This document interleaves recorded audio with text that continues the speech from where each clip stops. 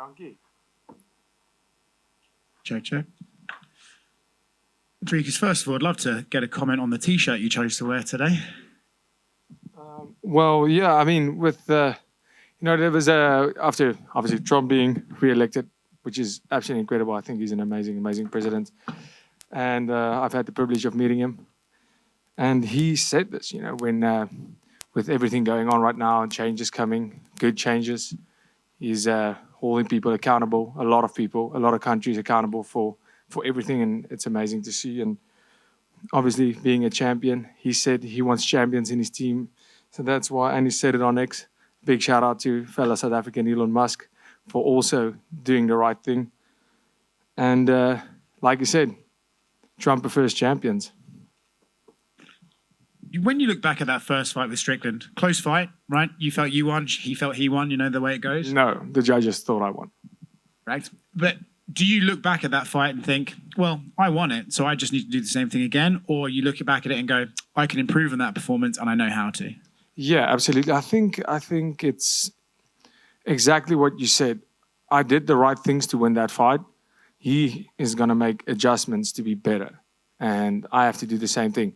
It's not that I have to do anything different. I just have to do whatever I've been doing better. I've had a year now to improve upon that performance, cleaner, to be fitter, stronger. In terms of strength, that's not a problem. Just being cleaner, picking the shots better, being more patient. This is not my first UFC title fight anymore. And I know I can push that pace for 5 rounds. So that changes my dynamic, but I'm not going into this fight thinking it's the same fight as the first one. He's going to make the adjustments. He knows what it's like in there with me, just like I know what he's doing and how, his team is incredible. He has an incredibly good coach. Coach Eric is very well respected, and I have the world's respect for him, and I know he's a master at the game plan and figuring it out, but so is my coaches and my team. So, yeah, very similar in fight because we both now know, and how much could have really changed. It's just about being cleaner and better at everything. He has this reputation as an awkward sort of striker, with his shoulder rolls and his teeps. Do you think, in a way, fighting him twice gives you a bit of an advantage almost because you've sort of had those 5 rounds with him to sort of get used to that style? Yeah, I think it can, but it can also, bite you in the ass. If you think you're fighting a certain style and you're fighting a certain guy and all of a sudden he comes out completely different, that can throw you off too. That's what I said. To think of the second fight the same as the first fight would be the same level as underestimating Sean Strickland, which I'm not doing. I'm expecting the best fighter in the world to show up, just like I've expected the best fighter in the world to show up every single time. Like we saw with Adesanya, when he showed up, I knew I was there to fight the best Adesanya, and everybody said it. He said it. Everybody said he looked incredible. And I went out there to beat the best Adesanya, just like I'm out there to beat the best Strickland that we've ever seen. And his fight style doesn't have any effect on how I fight. I'm going out there to do what I do and do it as the world champion, the best in the world. And he's going to be the best Strickland in the world. And we're going to see whose best is the best. Speaking about what you do, I feel like every time you fight, there's a commentary on your style.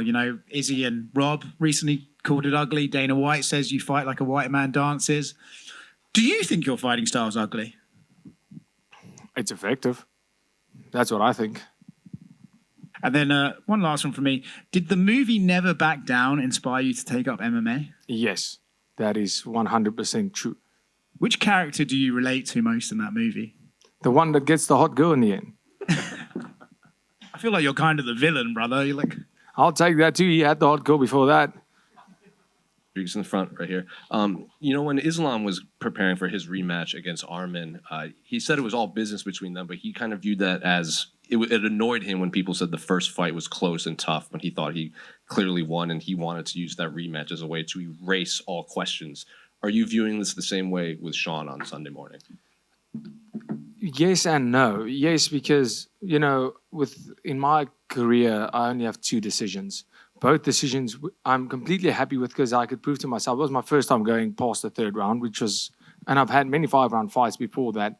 But going to that 5th round in a war like that proved to myself that I can do it. It's easy to say it, and it's easy to do it in a fight camp, doing it in training, but doing it in the octagon is a bit different against a world-class fighter.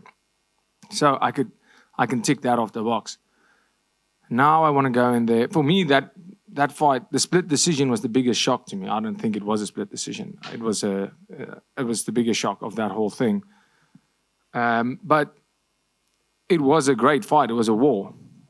You know, if you play the odds like Strickland and having 8 split decisions in your career, you know, a split decision is what you call a coin flip. If you flip that coin 8 times, you're bound to get unlucky a couple of times. You know, he got lucky with the split decision. Otherwise, we wouldn't be here now.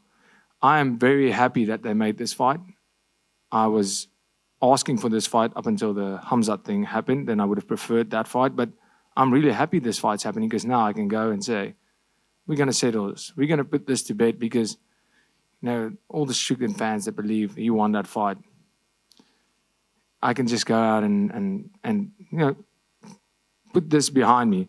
Not that it was ever in front of me as a, I have to get that. You know, maybe I did. No, I didn't get lucky. I wasn't gifted about, I fought for 5 rounds forward. 23 minutes forward in a 25-minute fight warrants a win. That's the guy who's trying to fight, not the guy who's trying to point. So for me right now, I think Strickland is the best middleweight in the world right now, behind myself. And he deserves to be here. I know he's an incredible, incredible fighter. He's so good defensively.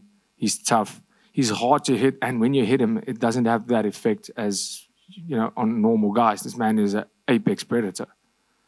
So this is the toughest fight of my life coming up. And I'm ready for that because I'm an apex predator and he's in my area right now. We're going to go to that dark place from the word get-go and we'll see who comes out.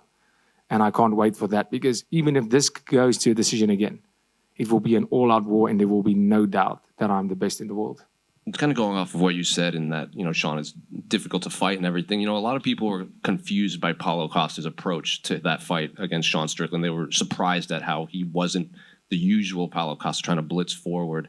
Do you think that was just more fans are overlooking, like Sean made him do that? Like that was Sean's approach and he's the reason Paulo was kind of out of sorts? Yeah, absolutely, because you could see that. I mean, Sean, he's a bully fighter. I said it before, he's a bully fighter and, you know, he's been a bully on the mic, but the bully fighter is not a bad thing.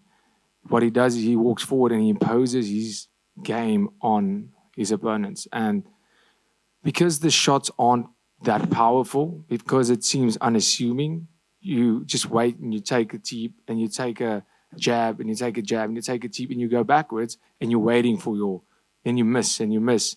And you're going backwards looking for your opening. Before you know it, you've been going backwards for 2 rounds and you're behind on points. Now you have to make it happen.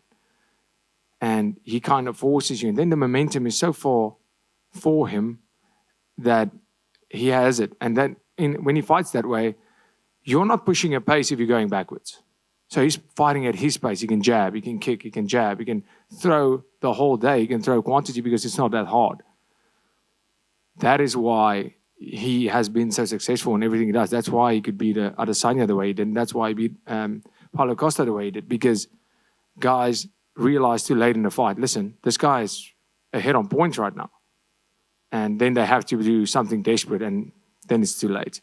So yeah, that is definitely not, the guy is not fighting good. It's all credit to Strickland for doing what he does and imposing his game plan. And in Perth, I remember after you beat Israel, you walked by Media Row and you looked at all of us and you said, everyone that picked against me, haha, you look like dumbasses now. That is factual. I'm just curious, like, do you pay attention to that? Like the people that do pick against you or have criticisms of you, or is it just like out of sight, out of mind? No, I don't pay attention to that. I just don't miss anything. I see it. I know it. But it doesn't make any difference to me. It's just fun to make fun of people that picked the wrong side. And then just last one for me. obviously, you strike me as someone that you don't need validation or anything like that from other people. But I'm curious if you heard Kamaru Usman's like recent comments where he said it's no longer the three kings, it's the four horsemen, because he includes you as the African champions of the UFC.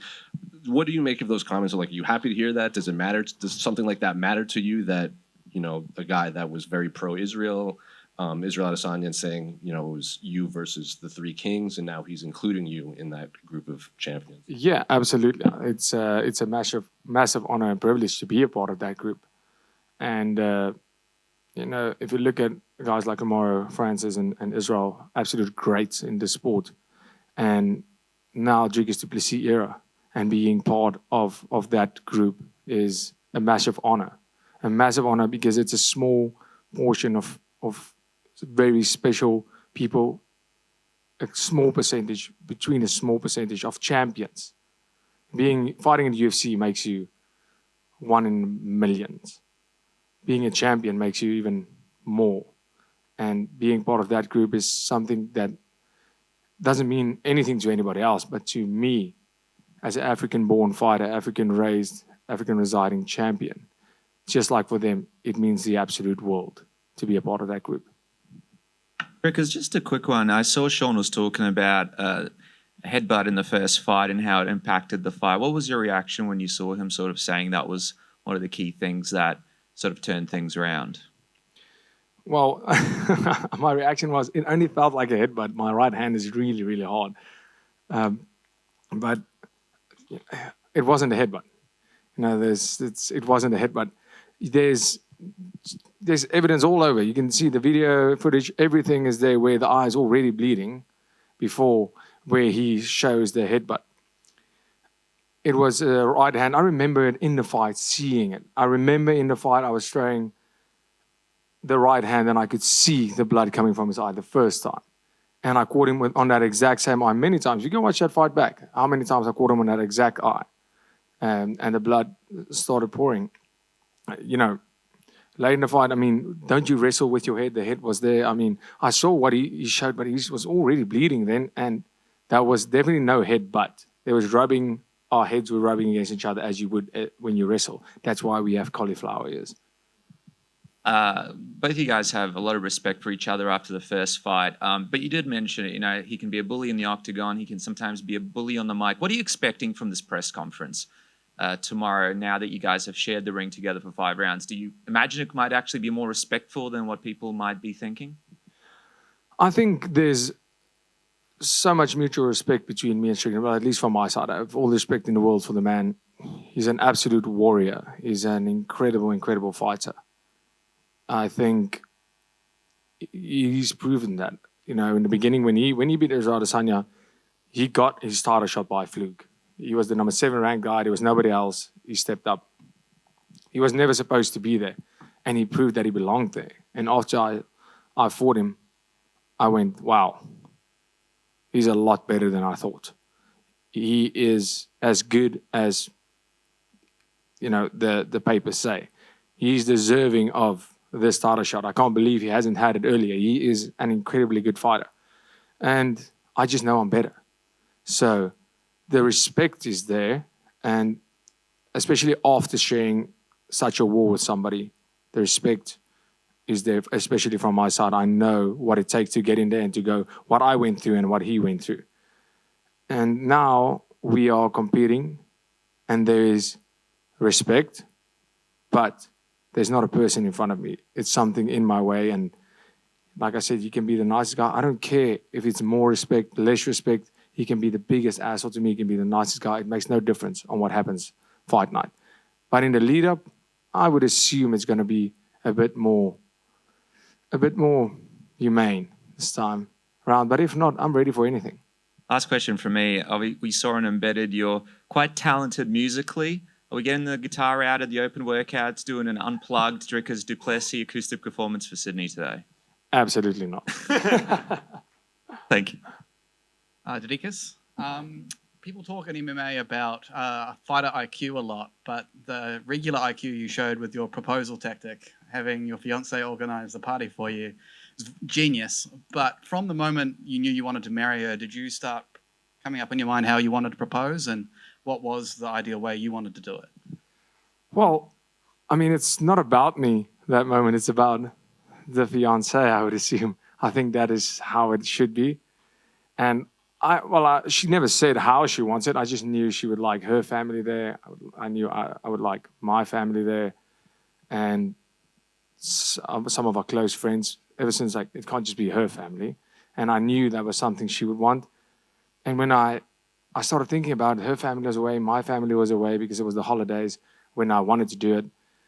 And I said, wait, on my birthday, she wouldn't expect anything. And she's going to arrange everything. And wouldn't it be weird to have all our family, the whole family, my family and her family there, also having our friends there? It's not going to be weird. And the photographer, everything ready. It's not going to be suspect at all. And if she doesn't like anything, she arranged it. It's not on me. And the plan worked out great. It was great. I was more nervous for that than I thought, whatever, I'm just going to do it. Didn't think about it. Thought on the night, just going to go with it. I'm going to say this and this. Didn't say anything. I was mumbling some random shit. I don't know what I was saying. And then the ring box got stuck in my pocket. I should have taken it out thinking about it because I have big hands and my hand got stuck in the pocket. Well, she said yes at the end. Well, when I was so nervous when we got up and I put the ring on, I asked her, did you say yes? I didn't even see if she said yes. But I'm glad she said yes. And I guess a bonus is it's a date that's easy to remember now as well. Easy money. Easy. Congratulations. Thank you so much. Dricus back here. In Sydney in Perth before your fight with Israel, I asked you about I felt a lack of respect you got as a champion, and you said you don't fight to appease people on the internet. And while I know that hasn't changed, do you feel you get more respect coming off your last victory? I always feel the respect. I don't even pay attention to the disrespect. I don't. I can tell you this. I read it. I laugh. Sometimes I have an off hour and I go on X and reply some random people. I don't even know if they are somebody, and just read it. Go, oh, great. I can dish out some banter. Other fighters, if I have time, if I have an extra hour sitting on the couch, and I go, cool, let's banter, and then I'm not paying attention again for like a week or two, and when I have an off hour, I'll go on and have that. That's how I approach any disrespect. I mean, it's the disrespect. I don't even. It's like water off a duck's back. For me, the respect is the respect I see, the appreciation I see, and the love and support I see, and that's my fuel. I don't get the disrespect doesn't fuel me more or less. I don't care. The respect and the love I get from people, and the people that believe in me and want me to succeed, that motivates me to go out there and prove them right. Apologies for stepping on your answer there. You started this press conference by saying this is not your first title fight. It's something that's now beginning to be more familiar to you. What are the biggest changes that you've felt when you look at the man who challenged for the title to the champion who sits in front of us today? How are you different? The biggest difference for me in mentality is when I show up to that gym every day. I need to be the example of a world champion. There's guys looking up to me every single day, guys chasing the same dream as I had when I was in that same spot. I'm training on the same mats with the same people, same coaches, in the same building. Yeah, I rock up in a nicer car, for sure. But I am motivating every single person there because I was once the same as that just a couple of years ago. I was a year and a half ago. I was the same guy chasing the dream they are chasing. And I need to be the example that this is what it takes. You can have this, no matter where you're from, no matter how hard it seems, how far it seems. One opportunity, and you got it. And I need to get in there every day and prove out of the octagon and out of the gym and inside the gym what it takes to be a world champion. That's the biggest change, is the responsibility that came with being a champion, and inspiring, because right now I'm at the top of this sport. So everybody looking at me in that gym, my training partners, to show them, you can also have this, but you better know this is what it's going to take. Be there first. Train the hardest during the session and do everything. It's the small things that add up. at the top, everybody is so good. Anything can happen at any time. But how much time do you spend on your warm-up, your cool-down, your nutrition? When are you there? When you can't train, when you're taking, are you still there? It's such small things. How much time do you spend on recovery? All those things adds up to what makes a world champion. How do you approach media? How do you approach your public image? And also showing them that you can still be a human. You can still be the normal person you have to be. You can't just go, okay, I'm world champion right now. Now I have to behave in a certain way and be all. No, I'm a human. I make mistakes and I just live my life. There's just more people filming it right now. And yeah, mistakes I'll make. That's part of life.